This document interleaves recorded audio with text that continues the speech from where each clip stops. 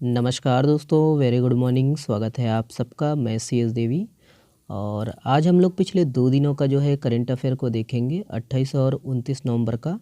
चलिए पहला प्रश्न देखिएगा। देखिए, किस जिले के ग्राम खुर्सीपार तरौद में पहली बार 2 दिवसीय देव यात्रा देवी देवताओं का महासम्मेलन हुआ है? यहाँ पर हम ऑप्शन को देखते हैं। Correct answer option number B है, बालोद। ओके, याद रखिएगा दोस्तों कि बालोद जिला के जो है ग्राम खुर्सीपार तरौद में पहली बार 2 दिवसीय देव यात्रा देवी देवताओं का जो है महासम्मेलन हुआ है। और इसमें 21 गांव के डीहवारिन, दंतेश्वरी, मायली, भंगाराम, दंताश्री, हिंगलांजिन और 12 पाट के माड़िया डोकरा है ना, और आपका डोली देव और बेंगानगुड़ी परदेसिन, भनवारिया माता, ये शामिल हुए। ठीक है, याद रखिएगा जितने भी है ना नाम है। और इसके दौरान दोस्तों देवी देवताओं की जो है आदिवासियों ने रीति रिवाज से है ना पूजा किया।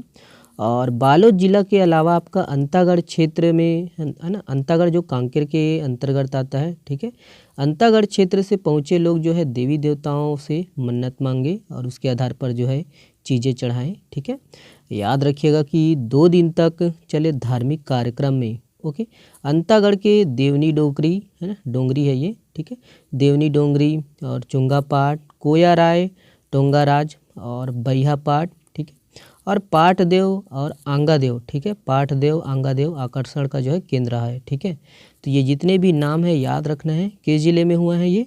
बालोद जिला। ठीक है, बालोद जिला के ग्राम खुर्सीपार तरौद में। ओके, तो ये सब पॉइंट है। ओके, ध्यान दीजिएगा इसको। चलिए ये वाला प्रश्न देखिएगा।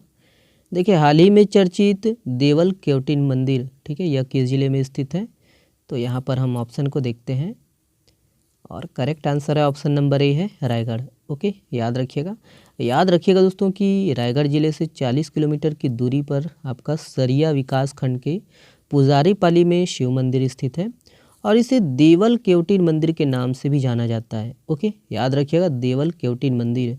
और मंदिर का जो निर्माण है 6वीं शताब्दी से 8वीं शताब्दी के बीच माना जाता है दोस्तों। और मान्यता ये है कि इस मंदिर को भगवान विश्वकर्मा जी ने एक ही रात में बनवाया था। लेकिन वही है कि सुबह होते होते दोस्तों, सुबह होने की वजह से जो है मंदिर का जो शीर्ष भाग है वो अधूरा रह गया। ठीक है, तो याद रखिएगा ये किस जिले में है? आपका रायगढ़ में। ठीक है, इसको पुजारी पाली का मंदिर भी बोलते हैं, कई बार एग्जाम में पूछा गया है इसको। ओके, देखिए, किस देश के लेखक पॉल लिंच को उनके उपन्यास प्रॉफिट सॉन्ग के लिए बुकर पुरस्कार 2023 से सम्मानित किया गया है? तो यहाँ पर हम ऑप्शन को देखते हैं। सही आंसर ऑप्शन नंबर सी है, आयरलैंड। ओके, याद रखिएगा आज नेशनल स्पेशल है दोस्तों, ध्यान दीजिएगा इसको। देखिए, आयरलैंड के जो है लेखक पॉल विंच को उनके लेखक प्रॉफिट सॉन्ग के लिए बुकर पुरस्कार 2023 से सम्मानित किया गया है ना।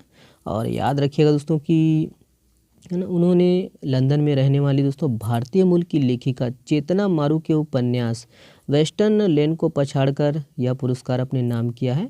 और उन्होंने प्रॉफिट सॉन्ग में दोस्तों वही निरंकुशता की जो है चपेट में आए आयरलैंड की जो है तस्वीर पेश की है। ओके, तो याद रखिएगा प्रॉफिट सॉन्ग। ओके, देखिए, देश के किसानों पर व्यावसायिक, सहकारी और क्षेत्रीय बैंकों का करीब कितने करोड़ रुपए का जो है कर्ज बकाया है? ऑप्शन को यहाँ पर हम देखते हैं। करेक्ट आंसर दोस्तों ऑप्शन नंबर सी है, 21 लाख करोड़ रुपए। ओके, याद रखिएगा दोस्तों कि देश के किसानों पर व्यावसायिक, सहकारी और क्षेत्रीय बैंकों का करीब 21 लाख करोड़ रुपए का जो है कर्ज बकाया है। और वही है नाबार्ड के अनुसार। याद रखिएगा, नाबार्ड का फुल फॉर्म राष्ट्रीय कृषि एवं ग्रामीण विकास बैंक। तो इनके अनुसार दोस्तों देश भर के करीब 15.5 करोड़ खाता धारकों की औसतन 1.35 लाख रुपए जो है प्रति खाता धारक बकाया है ना। प्रति किसान कितना? तो 1.35 लाख। ओके, ध्यान दीजिएगा। और कर्ज धारक जो है खाता धारकों की जो संख्या है सबसे अधिक कहाँ पर है? तमिलनाडु में है, सर्वाधिक 2.79 करोड़ रुपए। ओके, तो याद रखिएगा इसको। चलिए नेक्स्ट प्रश्न देखते हैं। यह है, देखिए, एशिया की सर्वश्रेष्ठ युवा एथलीट किसे चुना गया है? तो वो इम्पोर्टेंट प्रश्न है ये।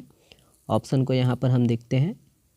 Correct answer option number A है, शीतल देवी। ओके, याद रखिएगा दोस्तों कि एशियाई पैरा खेलों में दोस्तों स्वर्ण पदक जीतने वाली बिना बाजुओं की तीरंदाज शीतल देवी को एशिया की सर्वश्रेष्ठ युवा एथलीट चुना गया है। ध्यान दीजिएगा नाम शीतल देवी जी। ओके। और एशियाई पैरालंपिक समिति ने दोस्तों रियाद सऊदी अरब में उन्हें एशिया की इस प्रतिष्ठित पुरस्कार से सम्मानित किया है।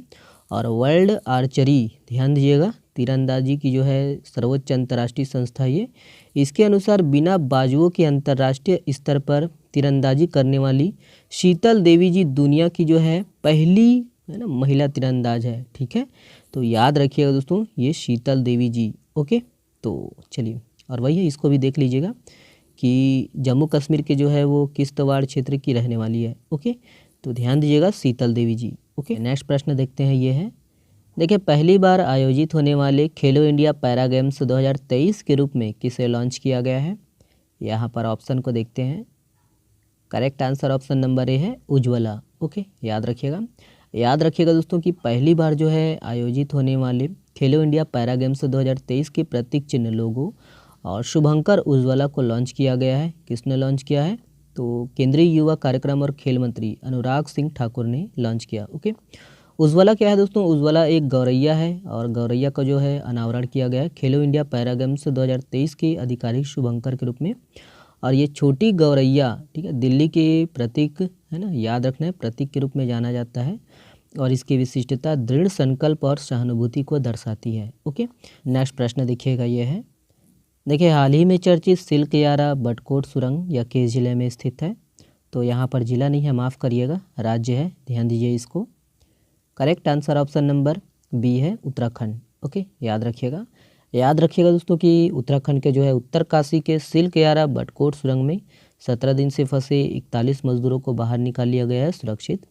और याद रखना है कि यमुनोत्री राष्ट्रीय राजमार्ग पर बन रही सुरंग का जो एक हिस्सा है 12 नवंबर को ढह गया था। ठीक है, तो याद रखना है सिल्क यारा बटकोट सुरंग या किस राज्य में है आपका, उत्तराखंड। ठीक है, पूछा जा सकता है एग्जाम में ना। देखिए, घोल मछली को किस राज्य का राज्य मछली घोषित किया गया है। ऑप्शन यहाँ पर है, ध्यान दीजिए इसको। Correct answer option number D है गुजरात। ओके, याद रखिएगा दोस्तों कि आपका घोल मछली को गुजरात का जो है राज्य मछली घोषित किया गया है। और सुनहरे भूरे रंग की यह मछली भारत में दोस्तों महाराष्ट्र और गुजरात के जो है समुद्री इलाकों में पाई जाती है। ओके, तो ये याद रखिएगा, घोल मछली है ना किस राज्य का, तो आपका गुजरात। ठीक है, देखिए, प्रधानमंत्री नरेंद्र मोदी ने मन की बात के तहत 107वां एपिसोड में संबोधन करते हुए राज्य के किस क्षेत्र का जिक्र किया है। तो यहाँ पर हम ऑप्शन को देखते हैं। सही आंसर ऑप्शन नंबर बी है जगदलपुर। ओके, याद रखिएगा। देखिए, प्रसिद्ध महादेव घाट का मेला कब लगता है, तो ऑप्शन यहाँ पर है, देखेंगे। करेक्ट आंसर ऑप्शन नंबर ये है कार्तिक पूर्णिमा। ओके, याद रखिएगा। देखिए, हाल ही में चर्चित नीमगांव जलाशय या किस जिले में स्थित है, तो ऑप्शन यहाँ पर है, देखेंगे। सही आंसर दोस्तों ऑप्शन नंबर बी है जसपुर। ओके, याद रखिएगा। देखिए, किस जिले के नगर निगम कार्यालय के समीप चौक पर छत्तीसगढ़ की राजकीय पक्षी पहाड़ी मैना की विशालकाय कलाकृति स्थापित की गई है। तो संभवतः ये पहला है छत्तीसगढ़ में, देख लीजिएगा, ऑप्शन है। सही आंसर ऑप्शन नंबर बी है, ठीक है, रायपुर। ओके, देखिए, कुपोषण से लड़ने हेतु बच्चों को सुपोषित करने के लिए राज्य में कितने पोषण पुनर्वास केंद्र एनआरसी संचालित है। ये बहुत इंपॉर्टेंट प्रश्न है, इसके बारे में जितने भी फैक्ट बताए जाएंगे इसको याद रखना है, ध्यान से देखिएगा इसको। देखिए, इसका जो सही आंसर है ऑप्शन नंबर बी है 96। ओके, याद रखिएगा, 96 एनआरसी संचालित है। और ये वाला प्रश्न आप लोगों के लिए है, छत्तीसगढ़ में किसान धान कटाई के अंतिम चरण में कौन सी परंपरा निभाते हैं। तो इसका जवाब आप लोग को देना है ना कमेंट्स बॉक्स में। चलिए, बहुत बहुत धन्यवाद, शुक्रिया। इसका PDF डाउनलोड कर सकते हो आप हमारे टेलीग्राम चैनल से। बहुत बहुत धन्यवाद, शुक्रिया। और हाँ, अपने दोस्तों तक अधिक से अधिक शेयर करिएगा। वीडियो पसंद आए तो वीडियो को लाइक करिएगा। और हाँ, चैनल में नए हो तो चैनल को सब्सक्राइब जरूर कर लीजिएगा। बहुत बहुत धन्यवाद, शुक्रिया।